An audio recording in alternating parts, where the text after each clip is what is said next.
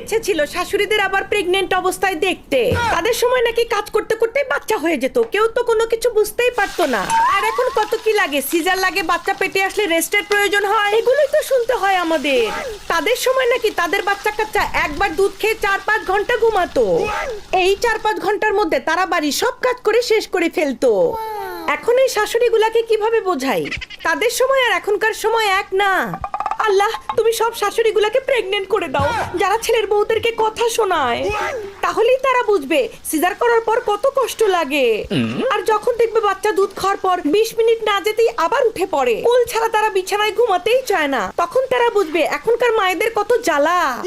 ওই 25-26 বছর আগে বিছানায় শোয়ায় শোয়ায় এর ওর কোলে দিয়ে দিয়ে বাচ্চা পেলেছে, তো তাই টের পায় না। ছেলের বউকে কথা শোনানোর সময় ঠিকই শোনানো যায়, আসলে এগুলোকে হাজার বোঝালেও বুঝবে না। তাই তো বলি, আল্লাহ শাশুড়িগুলোকে প্রেগনেন্ট করে দাও, বুড়া বয়সে বাচ্চা হলে